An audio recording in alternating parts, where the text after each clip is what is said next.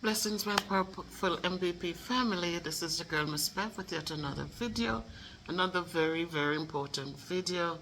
Tonight, I want to do a quick talk to the immigrants who are going through the undocumented immigrants. As a matter of fact, all of us immigrants who, because people with green cards thinking that they're safe are not as safe as they thought. People with citizenships who are coming home and then returning, coming home in one passport, returning with the other. They need to see connections, guys. I said it in the video prior, that when you come home and when you're returning, America needs to see that you landed somewhere and you're returning to their country. So please, if you used to fly home on your personal passport and your country's passport, if you are a citizen of America, when you pledge that pledge of allegiance, understand that you just need to abide by their laws. I spoke about the lady from Barbados who tried that. It used to work, but now with the attention on immigration so intense, every little thing now will be noted and all the laws will be put into practice. In their thing, it did mention that the passport, when you take the American passport, it needs to, you go with it, you come back with it. There's a clause there somewhere. People were lenient before, but now everything is up front and on the table. So please remember, don't do it. You're flying out. Yes, you have some little things you can get when you come home on your passport for Jamaica, but remember, you gotta go back. So please be careful. So tonight I just quickly want to talk about people who get married for their papers. Years and years ago, it was an easy peasy, right? You get married, they pretend, they create stuff, and they go in and they get through. Today, it's different. A few years ago, not so few, but quite a few years ago, so one of my friends, a friend of mine, she decided to help somebody. Person has been here for a long time. His family is here, or there in America, and he had a job as a maintenance person for apartment buildings, but had no paper. And so she decided to help, and cost a pretty penny, because people, years ago it was 5,000, went to 10. Nowadays nobody even wants your money because it is such a different process. It is such a different process. Again, it's advice that it's best people go home to their country when they do the marriage and return, do the interview in the country, because you can go do the interview by yourself. You don't need your spouse there for you to be given two different information, and trust the luck and try to come. This person, though, he couldn't go home, so he decided to pick up the papers in America. When the marriage took place and the paperwork went in, now what started happening? Like, they set up like a little a closet with some clothes for him, pair of sneakers in there, and stuff like that.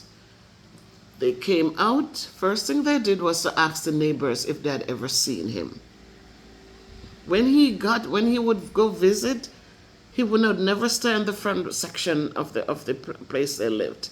He always drove into the back, went in the house, stayed put until he leaves, or if he even drive out to visit friends in the area. But nobody saw him around the house. They questioned the neighbors. They also checked into her job. Found out that nobody at her job knew she was married.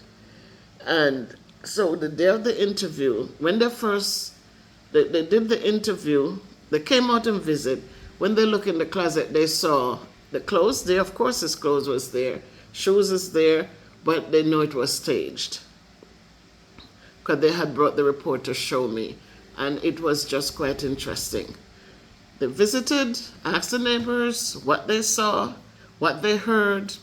Nobody could attest that they ever see him there or heard, hear anything. They asked about the job. They said, we went to your job. Nobody at your job knew you were married. Why wouldn't you tell people at your job you're married? Oh, it was none of their business. So you got married, and it's a happy occasion, and you didn't tell anybody at your job. That was strange, they said. And as I said, the shoes and the clothes, they said it was so staged, and furthermore, he lived in one state, she lived in the other state. If you own your house, why isn't he living with you? Those are questions they ask. If he owned his house, why is he living in one place and not here with you? So he drove up, he visited, but they weren't even convinced because they said, so if he drove up, where are the show us receipts for gas paid or tolls paid? Nothing. So after that, now they started to do damage control. I think they got a lawyer now in place and was able to just do some things differently. Every week he came up, then they start saving all of this, all of that. And even then, I think it was a lawyer who actually had to help them because they were questioning the receipts. They said, if we didn't say something, you would never show a receipt that you actually was coming to visit on the weekends. So guys, listen, if you're planning to get into this thing, it's not an easy piece. It's not easy. Don't jump in it because deportation is looming over your head. There are a lot of people out there who will run off with your money. Now they know that your back is against the wall. Be very careful. You have the things that they're looking for. It cannot be fake. It's hard to be fake. There was a guy one time when he got married and they asked him who was his parents at the wedding. They were asking him who were in the picture, and one of the persons said that's his grandmother. It wasn't related to the woman. I don't even know if it was a friend or who, but he said that was his grandmother. They picked up the phone and they said, what's her number? And they called her. And when they called her and said, we're calling about John, where you were at the wedding, at John's wedding. And the lady said, the worthless boy married and couldn't tell me? So those are things, guys, you cannot do those things. Remember, when you do the marriage, if you're doing these marriages, and you decide to pick up your papers in America, they're going to interview both of you. Because that's how they're going to decipher who is telling lies and who are telling the truth. They're going to be able to separate, because if you don't know the color of your bathroom walls, if you don't know what color sheet is on the bed, if you don't know what, they ask personal questions, what position they prefer in their relations, what food they eat, or what did you eat on the day when you got married. They say, well, we did go out and they're gonna ask you. And it's gonna be tough if one is on one side saying we had oxtail and beans with rice and peas, and in the other room somebody's saying we had escovitch fish. It's gonna be sad if they ask you the color of things, or if kids are involved, if you have kids or he has kids, they're going to ask questions about those kids because they want to see that the marriage is real. Today I spoke about financial support. If you're married and they're in Jamaica or in another country, make sure that you're sending a little financial support each month to show that the marriage is like you're building. If you're in a country that's doing well, why wouldn't you want to send a little something to them in a struggling space? So you have to remember that marriage just for green card, it's not like before. It's not like before. Remember, you're married, it's a 2-year temporary thing. That means you can just get your green card and walk away. Because you're stuck for 10 years because they're going to give you that temporary something, and then you have to come back again in 10 years to get the full one. So you have to make sure that there's some kind of some connection. I tell people, go to church, join churches, be involved in the church. You might find somebody there where you fall in love with them. A lot of us will become disrespectful and we become, so full of ego and so full of foolishness. A lot of, I don't want anybody boss me. I don't want no boss. I come tell me what to do and tell me. Sometimes we need to humble ourselves. Humble yourselves. Be good to people. Be respectful to people. You cannot want something and then you're treating the person who has the handle of the knife. You're treating them badly. You hold the blade, they have the handle. And then you're cussing them. You want, just be respectful. Be supportive. That's one of the problems a lot of people, because they pay for the green card. They feel like they shouldn't help the person who helped them. I always said this from years and years ago. I'm not encouraging these things, but I said, somebody helping you getting your green card, preventing you from walking and looking over your back, helping you to find stable job. You don't have to just take anything. You can find good jobs. You can get in the unions. You can pay into your, for benefits or retirement. It's a big gift. A lot of you take it too much for granted and feel like because you pay the 2 penny, you think that's it. You can't pay nobody for that. Because what they've done for you, the little bit that you're going to pay, what they have done for you is going to allow you to work so many of that overtime. So don't look at the little more amount you give them, and then if they need gas in them car, you're going to tell them, no, you're not, and do it. Connect with people and become friends. Support. Don't bite hands that feed you, because believe me, it will come back and bite you. So it's not easy out there, guys. Don't run tumbling down, because this is the time when vultures are going to be out there saying, yes, may I help you. And at the same time, you fork out the little money you have when you could have come home with it. You have 10,000 America, you have 1 point something million. You can do something with it in Jamaica. So don't sit there and then you end up losing all of that and you go crazy because you lose that, plus you don't have nowhere to go, and then them deport you. So don't be quick right now. People be out there telling you come. I remember in 1 year, I think it was Clinton, that people, when he charged people 10,000 if you were an employer caught hiring undocumented people, you had a $10,000 fine. If you were a family member housing undocumented people, you were going to be faced with a fine.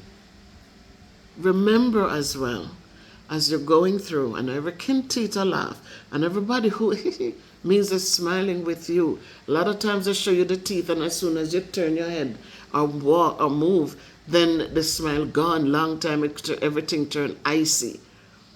So don't think everybody who smile means that them like you and them there to help you. Just be careful out there. Be very, very careful. Understand that people will turn you in for them 30 pieces of silver. Don't forget Christ, how much good Christ did.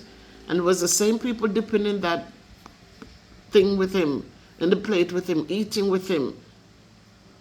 And when he said, you're going to do this, you no, not me, Lord. No, not me. But he knew. And they told those stories to teach us that people will be nice to you as long as you're doing for them. But deep down in their heart, they're bitter as gall. So, don't sit there and think that everybody needs to know your business. Nobody needs to know if you do this or that to get your papers.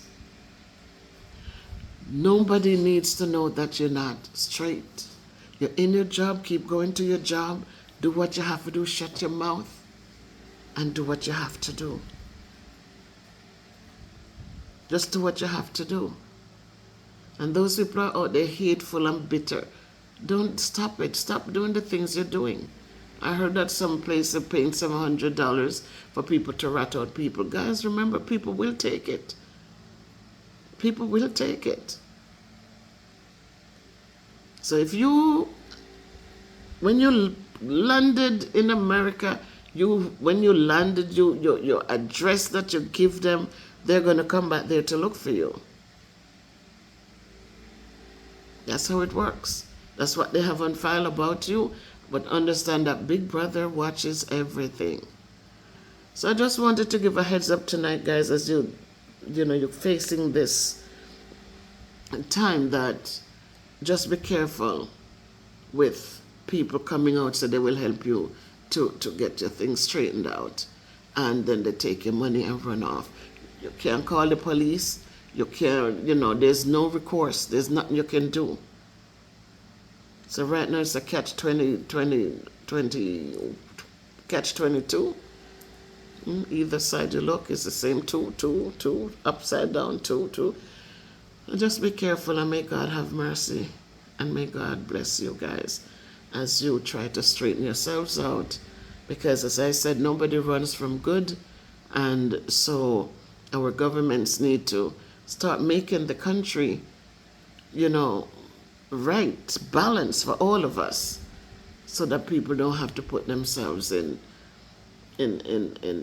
unnecessary situations in order for a better life. If you can't be good, be careful, walk good, do good, live good. And for those of us who had somebody file for us and gave us the opportunity, I hope you don't forget to say thank you. For those of us who went and didn't have to look over our shoulders, we walk in and we had a green card and a social security number from day one on file. Every time we need a copy of this from file, can they do the auditing? And we have to make sure everybody has working papers. You were never left wanting because you always had it. Please remember to thank the person who gave you the opportunity. Remember to say thank you. It's your girl, Miss Bev, with another video. Thanks, guys. I know you saw the analytics. It's on the community page. You see how many views we have gotten on this channel. Over 700 and something thousand. So people are saying, oh, you're not getting much views on the videos and so. But we're getting views on the channel, though. We're getting views on the channel. This month so far, look at how many views we have there. 43 something thousand. I think 43,000. For this month. This is 2 weeks. So the videos are being watched. The current videos might not be watched as much, but guys, they're adding up. People are watching the channel. So I'm just giving God the glory, I'm giving God the glory and just continuing onward and upward. So the analytics are there, guys. It's a nice milestone, and so that is what I got from YouTube today, this evening. They said congratulations. There was a little cup, a little cup, a little trophy. And so I said, oh, let me share this with you guys. So thanks for all your support. Thanks to all of you who will continue to support. Thank you so much. Thank you for your kind words. It uplifts me too, and all your contributions to the conversation. If you look there, you'll see how many comments were made. I think over 17,000. How many likes were there? It's there, guys. The little channel is growing. It's not dead yet. But thanks to all of you, and as I go forward, I will continue to support you guys where I can, others where I can, and each one helps one. Take care.